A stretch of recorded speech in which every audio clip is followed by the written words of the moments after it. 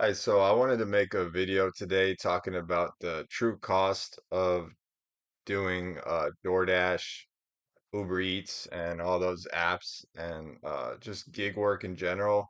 The true cost, the true financial cost associated with doing that line of work, because I don't think a lot of people really understand how much it actually costs. Like true, like in terms of true dollars and cents. I'm not saying like, emotional costs and all that stuff. But um I've made a video about this before. Nope, obviously no one even knows I exist, so nobody's seen the videos, so I can just make another one. But um kind of what's sparking this for me is, so right now I've been driving a 2015 Toyota Prius for like 7 years or something like that to do my gig work, food delivery and rideshare. I don't do rideshare anymore, but yeah, so I've been driving a 2015 Toyota Prius, and a lot of people know Toyota as like the most one of the most reliable car brands. Like obviously there's Toyota, Honda, and whatever. Toyota, I feel like is kind of seen as like, you know, really reliable, but the thing is, like, even a Toyota eventually is going to have problems. So my Prius has 200, it's coming up on 274,000 miles on it right now. It has the original motor, um, and it has a replacement hybrid battery, and it I've also replaced the brake master cylinder. Um, those are the main things that I've had to do to the car. But now the car is going to need a new motor.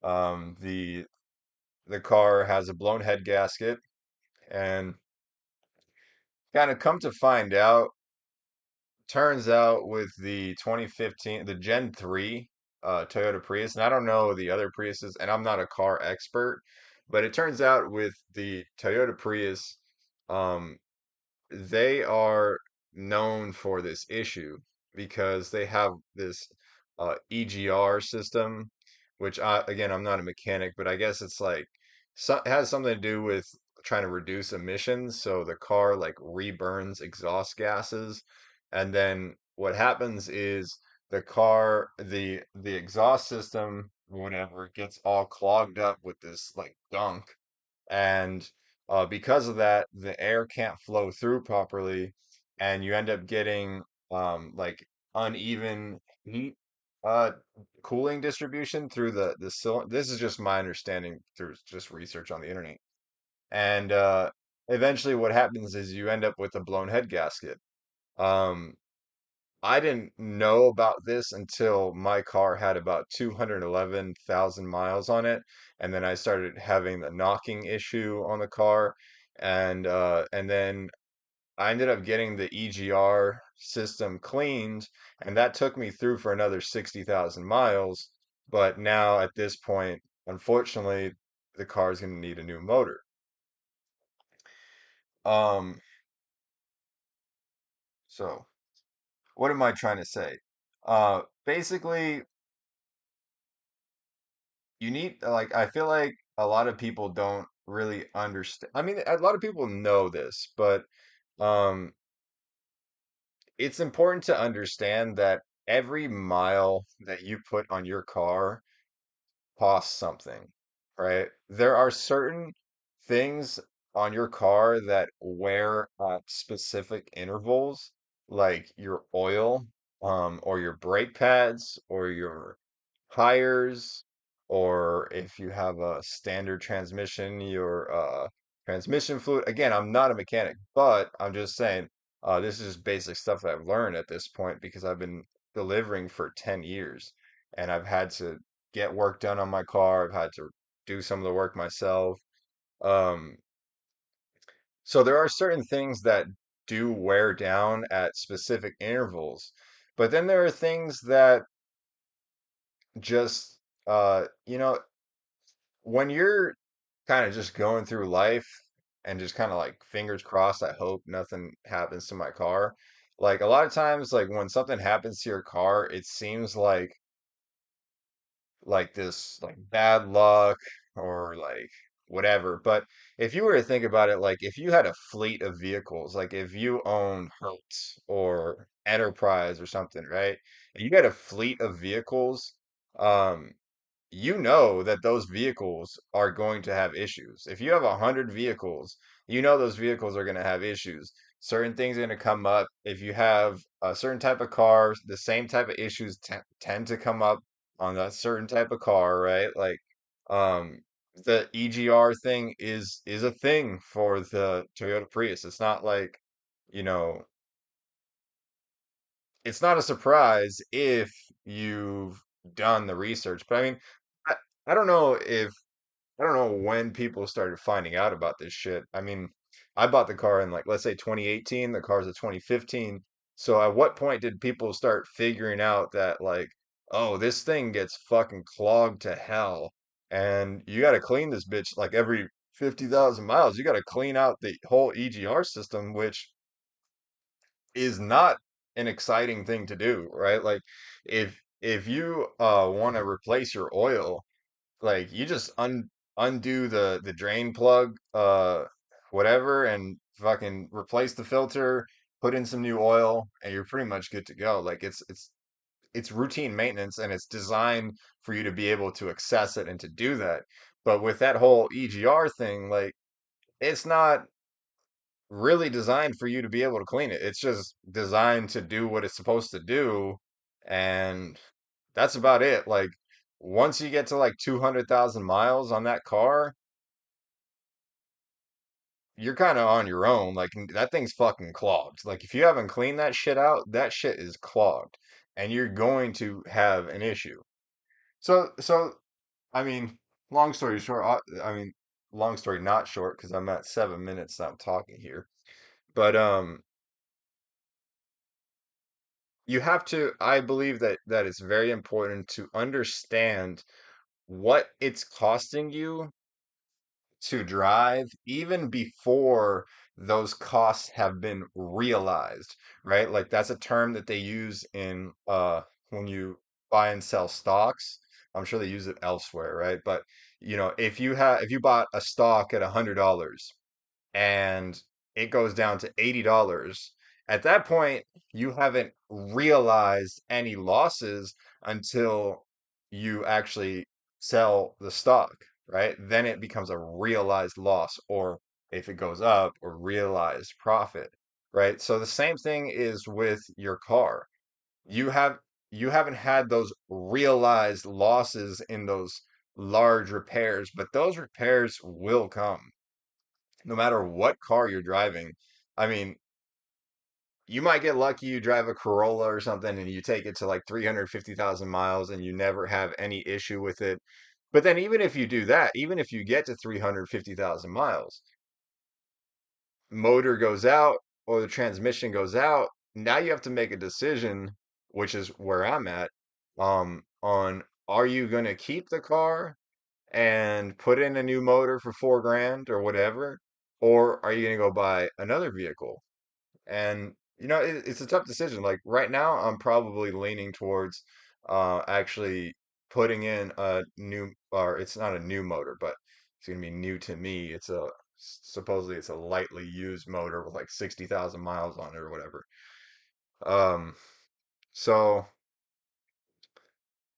yeah, I don't know. I'm just kind of rambling, but I feel like I just want to say to other drivers that you know, you should set money aside for not only those maintenance items that are going to occur. The way that I like to look at this is something that this is what helped me to overcome the mental block of setting money aside, right? Because, like if you're a DoorDash driver, you're already being squeezed, right? Like you're not making a ton of money. Some of you guys are doing like a grand a week. Some of you guys are doing like 1,200 a week. I mean, if you're going fucking crazy, you might be doing 1,500 a week. Um, I've seen people doing 2 grand a week, doing like Instacart, you know, it depends how much you're making on where you live and how many hours you're working, all this stuff. But at the end of the day, even if you're doing 2 grand a week, that's 8,000 gross. By the time you take out taxes and the maintenance and the depreciation that I'm talking about, we're not making that much money. We're not, you're not gonna be living in Beverly Hills because you deliver for DoorDash. Um,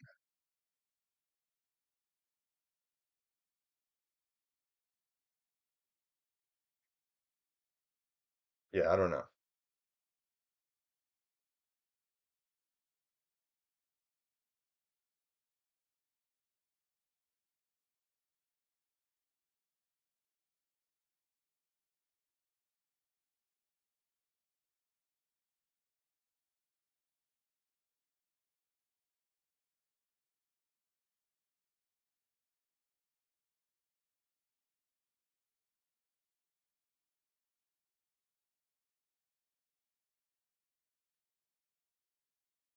That's what I was gonna say. The thing that got me over the mental block of putting the money aside, because let's say you make $4,000 in a month doing DoorDash. And you do the calculations and technically you should be putting aside, let's say $250 for maintenance that you have not incurred yet, but you have incurred onto your vehicle. Your vehicle has lost life, right? Like your tires have lost life. The oil has lost life. Um, you have incurred those costs. They just haven't been removed from your bank account yet. They've been removed from your vehicle. But the void has been created. That void in the let's say the value of your car, although we're not talking about depreciation right now, we're talking about in the lifespan of the shit on your car, you have incurred those costs already. They just are not realized yet. So, what really helped me to get over the mental block of starting to actually put money aside for future maintenance and repairs is realizing that that money was never mine to begin with, right? So, if you have a t-shirt business and you sell the t-shirts for $20, you buy them for 5. If you say I made $20, that's delusional. The first $5 was never your money to begin with. That was money that you had to spend in order to make the profit of $15, right? So that's what got me over the mental block was that, okay, if I average $3 a mile, right? Where am I going with this? If I make $30 an hour gross, and so I work for an hour, I make $30 and I drive 10 miles. Based on my calculations, it costs me a grand total of 31 cents per mile to operate my vehicle. That means that $3.10 of that $30 was never mine to begin with. So, part of that is fuel, but the portion of that's maintenance and depreciation, I don't mind setting that money aside because that money was never mine to begin with. That was the t-shirt that I had to buy in order to make the $20, right? So I think I said that pretty clearly. I think anybody can kind of understand what I'm saying there. I'm going to show you the I know nobody's as fucking excited about spreadsheets the way that I am, but I'm going to show you a spreadsheet, okay? So, this is done if you are watching the video, If anybody in the whole wide universe is watching this, um, don't get fixated on how ridiculous this spreadsheet is because you've never seen this before, so don't expect to know what the hell is going on here. This is like custom to me. I made this, so I know what's going on here. You don't need to know what's going on here. If you're not watching this and you're just listening to this in your car, that's fine too. Yeah, you'll probably gather what I'm saying here. So I kind of split things into three buckets. And I've made a video about this before, but I don't care. As many times as I need to say these things, to in a different way so that somebody it'll click for somebody and maybe they'll do it in their way. I'm gonna do it. So, um, three buckets, maybe four. You have your fuel, right? That comes out, that shit's being burnt as you go down the road, right?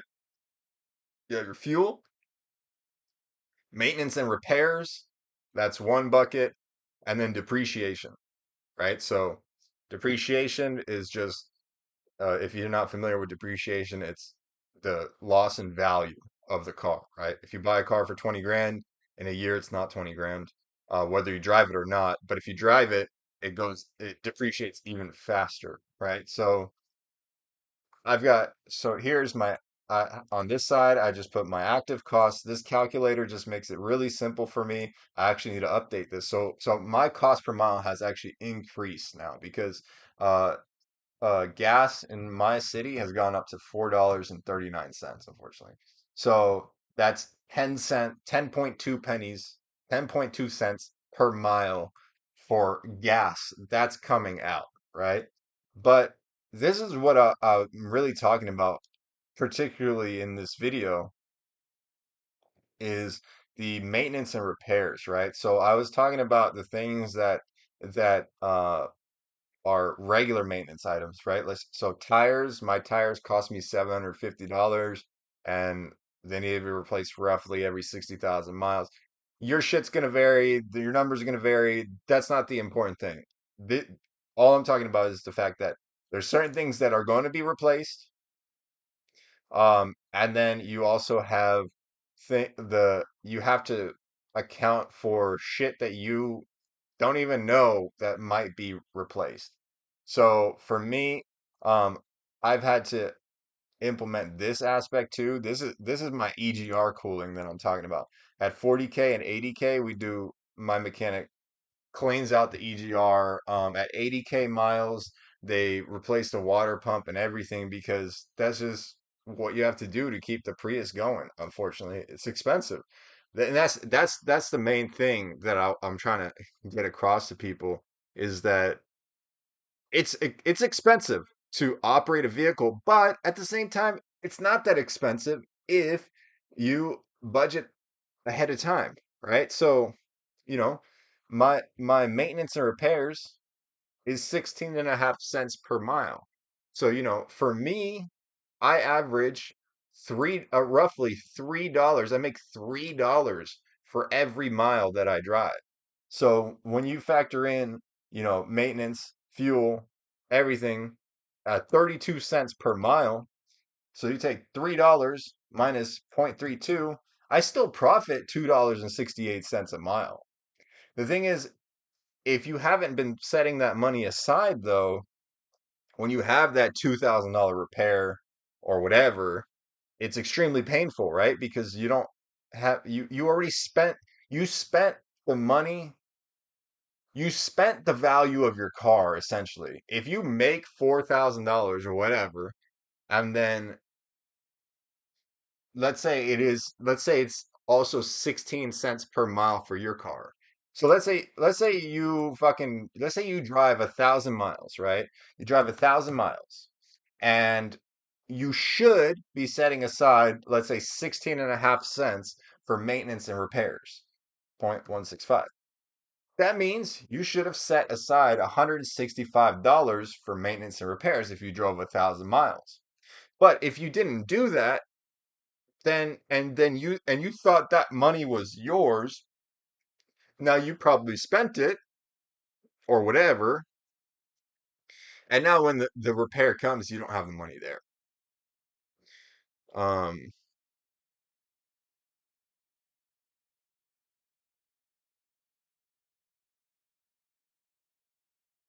yeah, that's all I really want to say. I don't know, just kind of talking.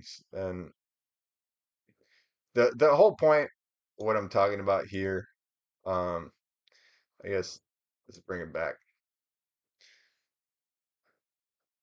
I'm basically just trying to explain the true costs again, the true costs of what it takes to operate your vehicle if you are doing anything really, but you know,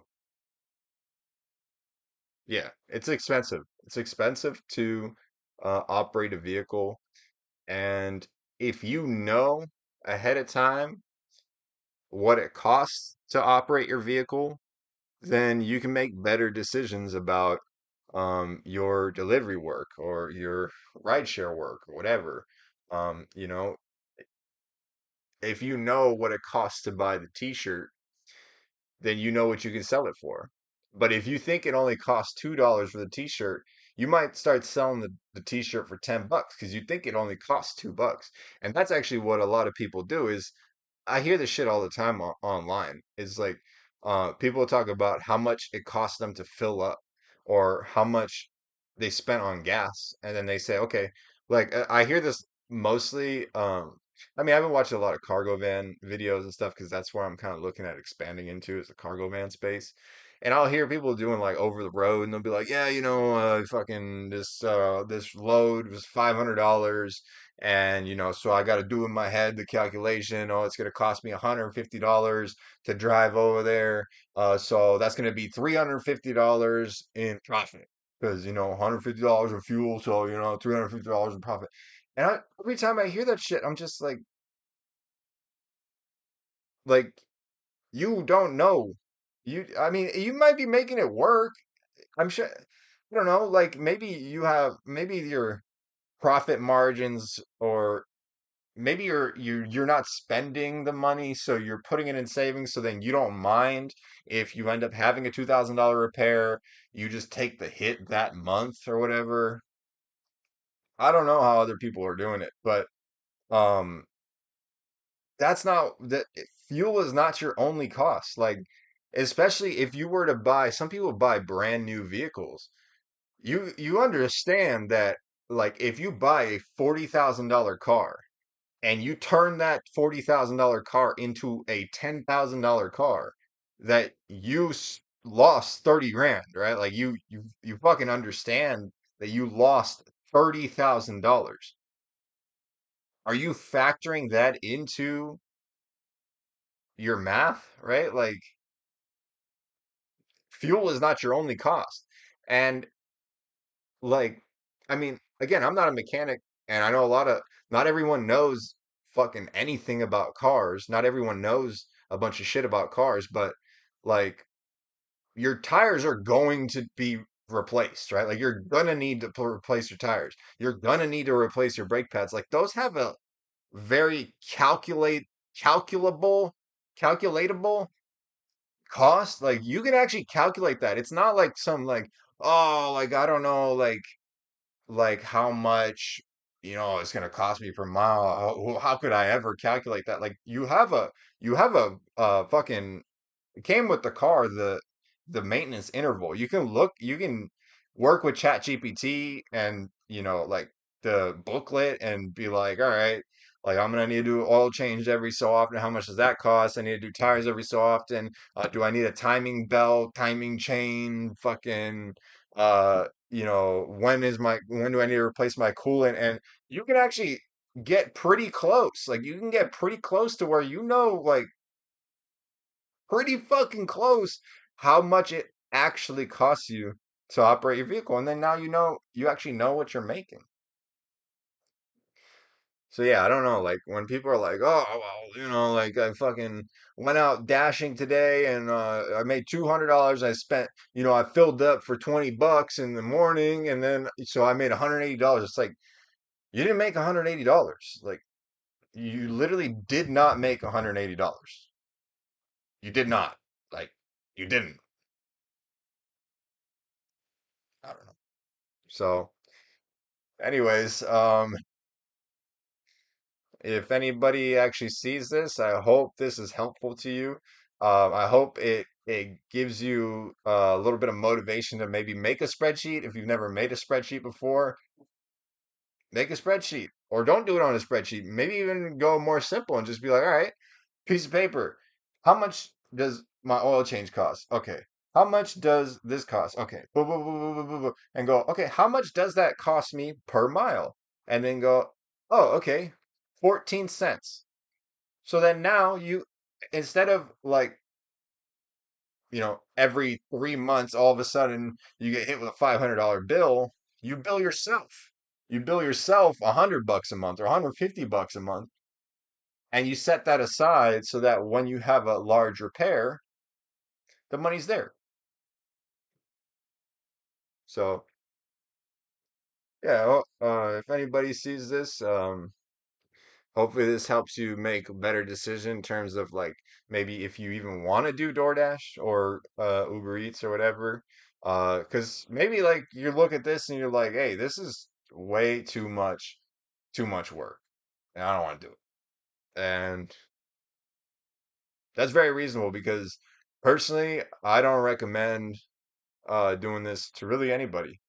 I really don't recommend it, but I've been doing it for 10 years, and um, I've kind of utilized it to teach myself business. I kind of look at it as like I'm doing business in the kiddie pool or in the sandbox instead of in the ocean, whatever. So I'm doing business in that manner so that I can do if I master it on this level, then if I create my own product or service, I already have the foundations, the financial foundations of business. So I just got to keep that foundation and then just switch out the product, right? Right now I deliver you fucking, you know, a sandwich and you pay me $5 or whatever.